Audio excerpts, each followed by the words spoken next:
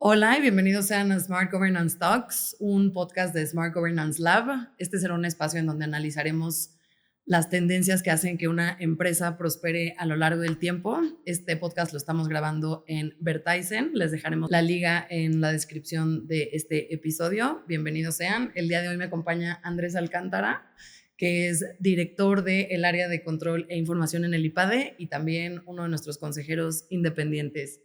Bienvenido, Andrés, ¿cómo estás? Un gusto empezar este espacio contigo. Para empezar, me gustaría conocer un poquito de ti, cuál es tu trayectoria, cómo empezaste, cómo llegaste a dedicarte a esto. Muchas gracias, María. Pues la historia corta es que yo estudio ingeniería mecánica en el Tecnológico de Monterrey, un poco pensando que lo mío eran los coches. Me di cuenta rápido de que no era así, razón por la cual empiezo una maestría en alta dirección en el IPADE, y después de eso paso por aproximadamente 12 empresas de distintos giros. ¿12? Solo 12. Nada más. Hasta que acabo en industria financiera, y ahí me doy cuenta que la mecánica no necesariamente era lo mío, sino entender cómo funcionaban las cosas. Y de ahí el último año de mi última empresa empiezo a ser profesor en el ITAM. Me doy cuenta que la docencia me gusta mucho y busco una posición en el IPADE, y afortunadamente desde hace ya 10 años soy profesor en el IPADE. Ya, muchas felicidades, qué gusto. Gracias. Para los que no conocen y que nos puedas explicar bien qué es gobierno corporativo, ¿a qué te refieres cuando decimos eso? A ver, el gobierno corporativo, viendo a la empresa en dos capas, típicamente, o las empresas donde trabajamos y donde vivimos, nosotros vivimos en la parte que opera, ¿no? Operamos en empresa. Eres gerente en una empresa, eres incluso director en una empresa, vives en la parte operativa.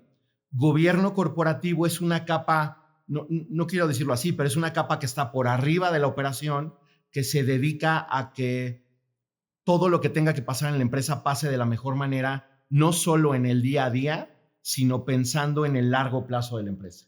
Entonces, a este tema de gobierno no quiero decir que es el jefe de la empresa, pero en términos prácticos sí lo es, pensando en el mayor de los beneficios para esa empresa. Ok, entonces podríamos decir que es donde se alinean los actores clave para la toma de decisiones del resto de la empresa, o sea, como las operaciones. Tanto como actores como temas, ¿no? Temas estratégicos. Un poco la gran diferencia entre lo que es estratégico y lo que es táctico, no hay una línea que lo marque, sino visto a manera de sumas y restas, la suma de todo lo operativo de la empresa se vuelve lo estratégico, y cuando lo estratégico de la empresa lo divides en cachitos, se vuelve parte operativa. Entonces, el consejo de administración un poco termina siendo una especie de traductor entre eso que a alguien se le ocurrió a 10,000 pies de altura y lo que pasa un lunes a las 8 de la mañana, y el que es capaz de sumar todo lo que pasaron los lunes a las 8 de la mañana y llevarlo a 10,000 pies de altura. Ya, ok. No sé si está medio confuso, pero... No, me gusta cómo lo representaste. O sea, sí me quedó claro, uno de los grandes desafíos en América Latina es que pocas empresas tienen consejos de administración, sobre todo porque quizás ya hay empresas que tienen 30, 40 años en el mercado y ya son exitosas y por eso creen que no necesitan un consejo de administración. Okay. ¿Cómo cambias esa mentalidad de que aunque ya seas exitoso sí es necesario un consejo de administración? ¿Por qué hay resistencia? Ya, a ver, muchas empresas, un poco matizando la pregunta, yo creo que muchas empresas en América Latina creen tener un consejo de administración. Creen tener un consejo de administración porque una vez al mes todos sus directores se reúnen y tienen pláticas acerca de la empresa, pero eso no es un consejo de administración, eso es una reunión de directores. Okay. Al final del día, en América Latina, el gran problema que tienen los consejos de administración es que no se terminan de entender en estas dos capas. Entonces, en ese sentido, el gran reto que tiene América Latina es hacernos ver a las empresas, ¿no? Yo formo parte de una empresa y soy consejero en muchas otras, pero hacernos ver a las empresas que para poder llegar al siguiente nivel necesitamos que alguien nos esté viendo desde una perspectiva distinta, con el mayor interés de que a la empresa le vaya bien, pero no con los problemas diarios de la empresa. Entonces yo creo que el gran reto es permitirnos como empresas darnos la oportunidad que alguien afuera, ¿no? Y afuera, ahora si quieres ahondamos en ese asunto, pero puede ser alguien dentro, pero que de vez en vez se salga, se extraiga de la operación, o puede ser perfectamente un independiente que no tenga que ver nada con la empresa, ni en tema de propiedad, ni en tema de operación, que tenga esa objetividad de vernos desde afuera, como si fuera una pecera, con la mayor intención de que a la empresa le vaya bien y a las personas que estamos trabajando en la empresa les vaya bien. Ok. ¿Y por qué dirías que hay resistencia de ciertas empresas a tener un consejo de administración? En este mismo sentido en el cual estás invitando a alguien de afuera a tu casa, siempre es complejo invitar a tu casa a que vean que está desordenada, a que vean que los platos están sucios, a que vean que no necesariamente las decisiones del pasado fueron las mejores decisiones. Entonces, yo creo que una de las grandes resistencias es esa, es la falta de apertura a que alguien venga y creamos que nos va a criticar, siendo que podemos cambiar la palabra criticar por dar opinión a la luz de mejora, ¿no? Entonces, yo creo que por ahí va el asunto. Claro, y también si eres alguien externo, como tú, por ejemplo, que eres consejero independiente, si eres alguien externo, creo que también podrías tener una mayor capacidad de dar opiniones objetivas, ¿no? Como más estratégicas respecto a las decisiones de la empresa, ¿no? Y no tanto. Claro, la objetividad nace de que mi única relación con la empresa es buscar el bien de la empresa. No me paga un sueldo, mi chamba no depende de que el siguiente lunes lo que haya dicho en el consejo lo hayan tomado a mal. Entonces, pero también hay que tener cuidado porque dentro de la objetividad también tiene que haber conocimiento de la empresa. Entonces, si bien soy un consejero independiente, la empresa me tiene que dar los insumos para conocerla y yo me tengo que dar el tiempo y la oportunidad de estudiar a la empresa para que ahora sí, con ese conocimiento integral de la empresa, pues pueda dar una opinión mucho más informada. Claro, totalmente. Hablando de impacto, ¿qué papel juegan los consejos de administración en la longevidad de una empresa? No hay un estudio que hable específicamente de una causalidad, ¿no? Pero sí hay correlaciones entre la longevidad de las empresas que tienen consejo y de aquellas que no tienen consejo. En datos duros, típicamente la empresa mexicana dura entre 5 y 10 años y a partir de ahí la mortandad de las empresas mexicanas y latinoamericanas es altísima. Empresas que nacen con un consejo desde el día cero logran sobrepasar esos 5 o 10 años mucho más fácil que las que no tienen consejo. Entonces, yo creo que si bien no es una receta mágica tener consejo y durar más, sí hay datos duros que nos dicen que empresas que empiezan a gobernarse desde muy pronto en su vida tienen mayores esperanzas de vida. Luego, si eso ya lo relacionamos con éxito financiero, o con ventas o con utilidad, ya es otra cosa. Pero yo creo que el simple hecho de saber que una de nuestras empresas que tiene consejo puede vivir más, ya nos tendría que dar buena luz de que algo bueno hay en ese bicho llamado consejo. Ya. Ok, y en esta super era de tecnología y de revolución tecnológica y todo esto que está sucediendo en pleno 2025, ¿crees que la inteligencia artificial, por ejemplo, podría ayudar a las empresas y a los consejos a tener un mejor manejo, una mejor gestión? Yo creo que sí, yo creo que la inteligencia artificial vino a cambiar la manera en la que operamos nuestras empresas y en general cómo operamos los humanos. Uno de los grandes retos de los consejos termina siendo la información, ¿no? Y uno de los grandes retos que tiene el consejero es asimilar esa información. Entonces yo creo que en un sentido muy práctico y simplemente para no ahondar más en el tema, yo creo que el analizar información, el recapitular información, el generar una síntesis de toda la información, de toda la data que abraza una empresa para que luego esa información ya mucho más depurada, el consejero la pueda analizar y sobre esa pueda tomar decisiones, yo creo que empieza a ser una gran herramienta. Claro. ¿Y crees que en el futuro la inteligencia artificial podría sustituir por completo a un decision maker, a alguien que toma las decisiones? A ver, hay experimentos, ¿no? En los cuales el director general de una empresa hoy, sobre todo en China, es una inteligencia artificial, pero también está demostrado que el pulso y el toque humano es complicado o es complejo de entrenarse. Entonces yo creo que en ese sentido el tomador de decisiones seguirá siendo un humano. Lo que pasa es que tenemos que habilitar al humano con las debilidades, lo tenemos que fortalecer, ¿no? El humano es muy bueno reconociendo sus debilidades físicas, ¿no? De hecho, de eso que tenemos un martillo, un destornillador, porque nunca vamos a clavar un clavo con la cabeza. Claro. Pero en ese sentido, también el humano se tiene que reconocer con debilidades cognitivas de la cabeza, ¿no? De la capacidad de analizar. Entonces, en ese sentido, y a la luz del consejero, yo creo que alguna de las razones por las cuales el consejero está donde está es porque piensa como piensa. Entonces, en ese sentido y rápido, yo creo que los consejeros no se van a sustituir, más bien se van a fortalecer con tecnología. Con la inteligencia artificial. Ok.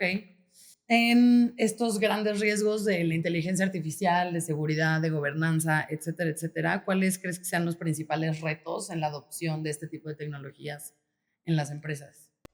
A tema de retos generales, ciberseguridad, ¿no? El tema de que pones en algún sistema toda tu información. En tema de entrenamiento, yo creo que también tiene que ver con saber entrenar a la inteligencia, porque hay un concepto que muchos conocerán, lo explico rápido, que se llama alucinación. Y la alucinación es aquello que la inteligencia cree que estuvo bien desarrollado, pero al final, dado que no estuvo bien entrenada, genera cualquier cosa. Por ejemplo, en inteligencia artificial, en imágenes, es cuando le pides que desarrolle la figura de un humano y la pone con 6 dedos, ¿no? Está alucinando que un humano puede tener 6 dedos. Y el otro gran riesgo es la adopción no ordenada de la inteligencia artificial en las empresas. Porque hoy muchas empresas se han retraído respecto al uso de la inteligencia, pero los colaboradores no dejan de usarla. Entonces, le abren la puerta a sistemas que no necesariamente tienen los mayores elementos de seguridad, porque la empresa no ha querido hacer la adopción institucional, pero en la puerta de atrás tienes a 8 gerentes que ya pagan su licencia de ChatGPT y subieron todos los informes anuales. Entonces, pues esas vulnerabilidades hay que tenerlas, yo creo que incluso desde el consejo. Ya, claro. Pues sí, tiene todo el sentido que se puedan como colar cierto tipo de cosas. Sí, o sea, si en vez de adoptarlas desde un inicio les tenemos como miedo o renuencia, ¿no? Ok, pues comparando con mercados más maduros, ¿cuáles crees que son las mayores diferencias en cómo se entiende y aplica el gobierno corporativo en América Latina? América Latina, para bien y para mal, va con un retraso de años con respecto a otras latitudes, Estados Unidos, Europa, Asia incluso.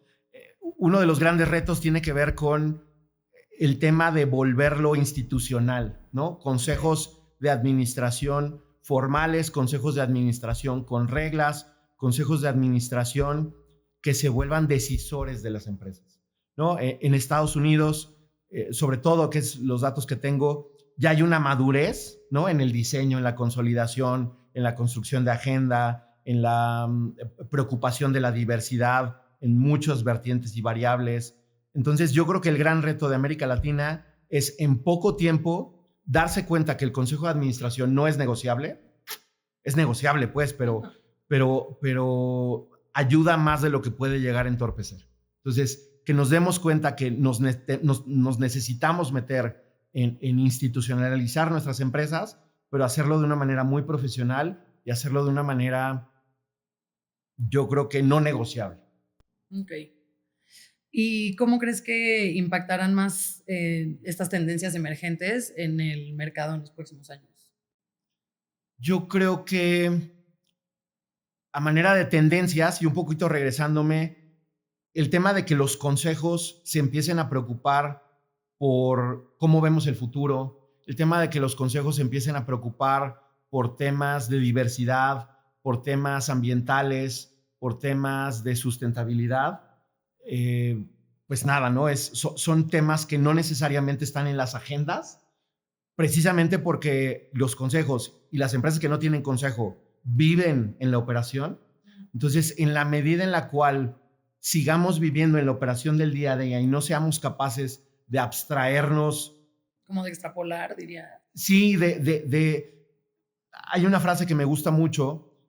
Yo estudié el doctorado en una zona donde hay muchos lagartos y uno de los profesores lo que decía relativo al consejo y relativo a los operadores de empresa es que hay veces que te metes al lago a luchar contra los gaimanes, ¿no? Contra los lagartos, pero luego estás tan preocupado por luchar contra el lagarto que ya no te acuerdas para qué te metiste. Entonces yo creo que el gran reto, sobre todo de estas tendencias, que si no te metes en ellas, pues la competencia se va a meter, es salirte de luchar con los lagartos, entiéndase, salirte de la operación, ver el lago de afuera, no pasa nada, y volver a replantearte por qué es que te quieres volver a meter a luchar con los lagartos, que es la operación. Entonces, yo creo que el gran reto es ir y venir en el hoy, en el mañana, en el día a día, en 10,000 pies de altura, y hacerlo de una manera balanceada. Ok. Y a nivel regulatorio, ¿cómo ves la evolución del marco legal para los consejos de administración en América Latina? Yo creo que va lento en términos generales, pero va avanzando, ¿no? Otro dato que te puedo dar es que a partir de pandemia, en México, antes no se permitían las reuniones de consejo de manera virtual. Gracias a Dios, a partir del 2021, ¿no? Se da una reforma en donde legalmente tú puedes tener tu consejo de administración en medios virtuales, lo cual ayuda muchísimo. Eso, tema de sugerencias de diversidad, tema de regularidad en las sesiones, ya se empieza a modelar en la ley.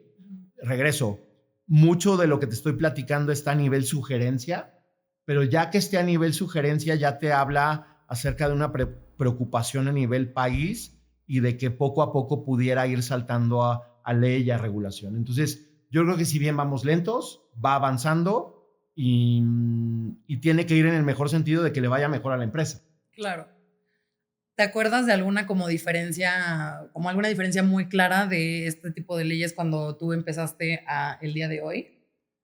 No recuerdo si cae a nivel de ley, pero de 10 años hacia atrás, cuando a mí me tocaba participar en algunos consejos, te puedo decir con mucha paz y mucha calma que eran consejos de libro, donde te citaban, ¿no? Te citaban a la reunión, ya todos los temas estaban planchados y por un tema legal de que tenía que quedar acordado en un libro, nos presentábamos casi a firmar, ¿no? Lo cual, pues eso, ¿no? No terminabas de entender si le estabas agregando valor o no, si eso era legal o no, porque, en fin. Y de 10 años para acá, regreso, no sé si está dentro de alguna regulación, pero necesitamos sesionar con un cierto quórum, necesitamos generar ciertos acuerdos documentados, la minuta sigue siendo un elemento que todos debemos estar de acuerdo.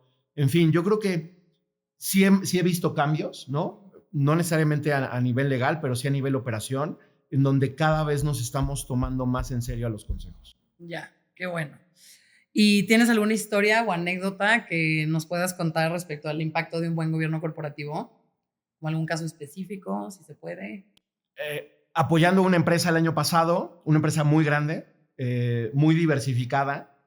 La empresa a lo largo de su operación compraba y vendía empresas. Y antes de tener consejo, hicieron el acuerdo de comprar una empresa. Todo el mundo estuvo de acuerdo. Todo el mundo estuvo de acuerdo a nivel de estas reuniones informales. Okay.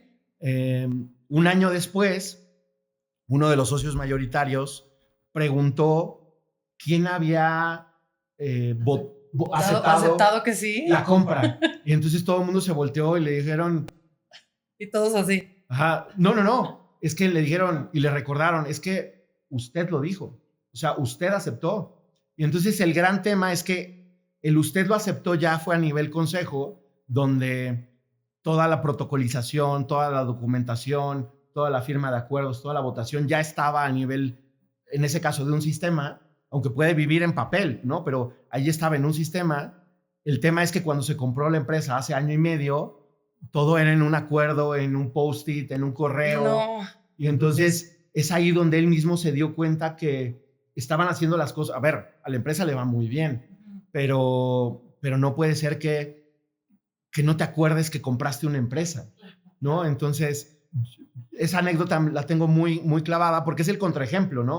O sea, cómo no teniendo algo institucional se te pueden ir cosas tan graves y ya con una estructura, la verdad es que terminan siendo reglas, ¿no? No es nada complejo. Yo digo que hacer consejo es como aprender a nadar, ¿no? Para aprender a nadar necesitas nadar.